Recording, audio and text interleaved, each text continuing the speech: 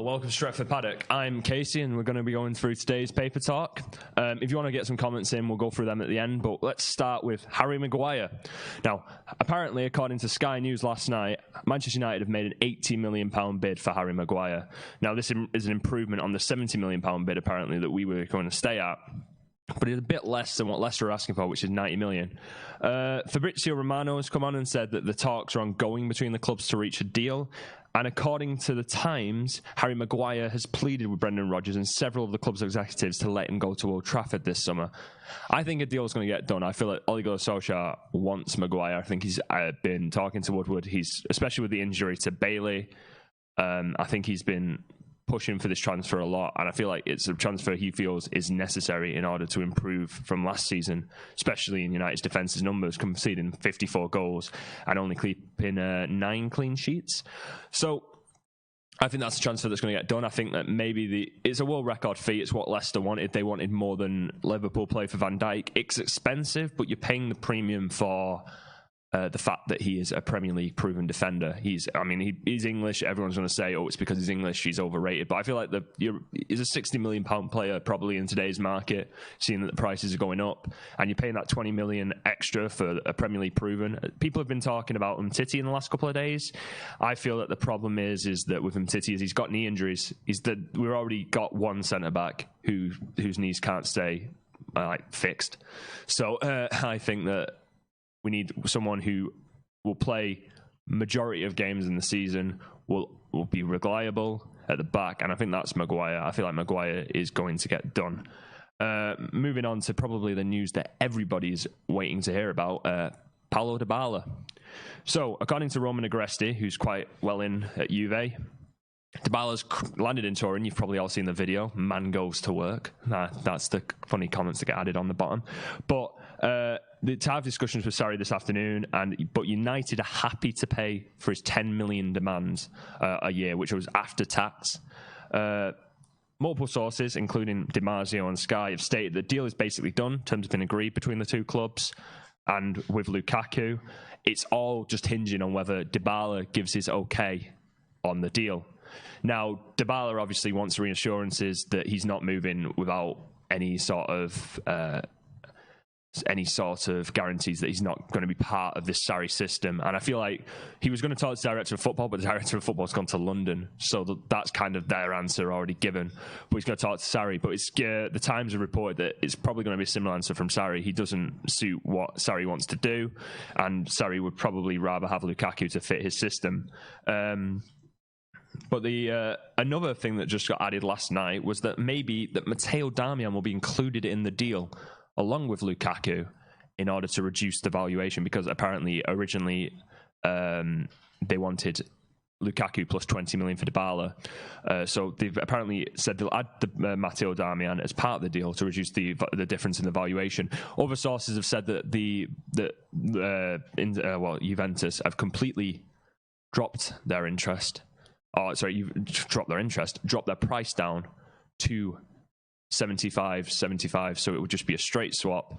Hopefully, if Dybala goes through, it'll be a lot better than the last swap deal that we had, Sanchez and Mkhitaryan. So I even forget sometimes that was a swap deal. But we'll have to see. I mean, it's a lot of money to be asking for. It's about 300k a week before tax, but it's sort of today's market, and when it's less than Sanchez, obviously, that's 200k less than what we offered Sanchez, and it's probably in line with our top earners. If he performs, if we get the Dybala from before Ronaldo came, where he scores 22 goals, gets 5 assists, that's perfect. That's a player that will drive us into that top 4 position, hopefully further, but I think top 4 is what we're aiming for next season. We need to take steps back to where we were, and I feel like Dybala is the player that could do that.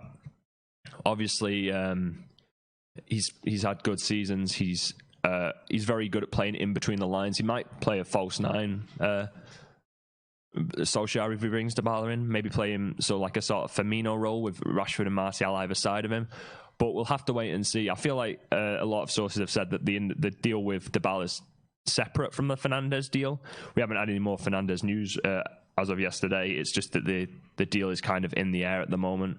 Apparently, like Fernandes is, according to the playing records. But yeah, I feel like that deal is basically, as it said, it's just if Dybala meets Sarri and Sarri says, you're not part of my system, does Dybala say, okay, I'll move to United? I mean, we're getting a player who probably wants to stay at Juventus, but if he's moved to Juventus and Juventus is the club, it's not like it might be like he's coming to United because he can't get in at Juventus, but the fact is he's choosing to come to United. He's always said that United's one of the historic clubs. There was that tweet that went out last season that said he was happy to play it in Old Trafford because he saw it as one of the historic stadiums. He sees United as a bigger club than that, so it's a step down from what he obviously wants. But if he plays for the club and he plays well, then I feel like everything will sort of work out. Moving on to last sort of transfer news that we've had. According to La Parisienne and a couple of other sources, United are signing highly rated youngster, 16-year-old Hannibal Mejbri. I think that's how you say it. It's about 9 million. Some are saying 5 million plus 5 million in bonuses. He's accepted in Manchester on Thursday, which is today, to undergo his medical and sign a long-term contract. Apparently, we've beaten out Arsenal and Bayern Munich for the highly rated 16-year-old. I think this is a lot to do with a lot of the transfers that you've seen, like under the radar sort of thing. We signed a couple of highly rated youngsters from academies around Europe, and I think that's trying to rebuild this system that Solskjaer wants to blood in youth and the youth system into his team. I think we signed Dylan Hujiworth from Ajax. That was one that went through earlier in the season, early in this window, and I think it's kind of like he's rebuilding his academy because he's going to be taken out of it. We're going to take McTominay out of it. I think he's going to blood in Greenwood, Chong, Gomez, probably are going to be in and around the first team if they don't go on loan. Maybe James Garner as well, but we'll wait to see. We'll see at the end of the window who's getting loaned out and who will probably be in and around the first team squad. So, moving on to your questions. Anyone wants to put any questions in, just put it in the comments, but I'm going to just read back a bit. Why isn't anyone talking of a DM? We need a Fernandinho type of player or a player after a defender. I think that McTominay is probably the player that he's going to go with in that sort of position. I feel like McTominay's shown in the preseason and he's shown now out of the shackles of Mourinho that he's that high-energy defensive player we look like. And he actually has a decent passing range. He was showing that in pre-season. That there was especially a point in one of in the Tottenham game where Pogba pinged the ball across and I said, oh, no one else can make that sort of pass. But then about 5 minutes later, McTominay made the exact same pass from the other side of the pitch. So I feel like McTominay is the sort of player that probably Solskjaer will try and blood in that role. Ruben Diaz available for 32 million euros. Why aren't we going for him and wasting time and money on Maguire? 32 million euros, I think it's a bit off. I feel like I heard it was about 60 million euros was his buyout clause. Also, as I said, the 20 million extra is the Prem proven sort of thing. Like, we had Lindelof from that league, and Lindelof obviously is an exceptional defender now, but it took him a year to blood in. It took him a year to get with the pace of the game. We all saw the Huddersfield game where he made that horrific mistake and cost us a goal. We can't be relying on... We need to get a player now that will fit the system and work as we go on. So I feel like that's why that extra 20 million is being spent on Maguire. Anyone else? A lot of comments about Bruno Fernandes. I'd rather get Lozano or Ziyech. It fits the system more, and Fernandes get Fernandes. Big players don't work. Oh, is this in reply to Dybala? I'd like Lozano. I both like Lozano and Ziyech. I think they're very good players. I think that they're available for 30 million. But I feel like the thing is we're getting rid of Lukaku and we're getting in a player that fits the system as well. It's not like we're paying extra money for Dybala. We're literally getting rid of someone that doesn't fit the system and getting in someone that Ole Gunnar Solskjaer has said in the past he would like in a system that he plays. So I feel like that's why it's a like for like. We're basically getting someone for... It's basically just swapping and changing and getting a better player for the system. If we were spending money, I'd say, yeah, get the money and get Ziyech, but it's a swap deal. Anyone else? Let's see a bit later on. What's up with Fosu Mensah? I don't know about Fosu Mensah, actually. I think he's injured at the moment. He's been out on loan last couple of seasons. He's not really proven himself on loan, but then he's had problems in the teams he's been in. Crystal Palace, he got injured, and then obviously Aaron Wan-Bissaka, who is now our right back, came through the system, and we can't really say, oh, you have to put in Fosu Mensah. I feel like at that point it was like a loan signing. We'll take him out of the team. We'll blood in our youth. And at Fulham, no one really painted themselves with glory in that defence. So I think he's just not really got the chances, and he's been hindered by injury. But I like Fosu Mensah. I hope he gets, if he doesn't end up making it United, I hope he does make it somewhere. Maybe like at Ajax or something, like somewhere not in the Premier League, hopefully. But I do like Fosu Mensah. Di Maria all over again is for Dybala. I mean, they're both Argentinian, but it's a completely different. Di Maria had offers from other clubs. He had offers from PSG, and he wanted to go to PSG, but they couldn't fit up the money originally, so we bought him. But his mind was, my track is always to go to PSG.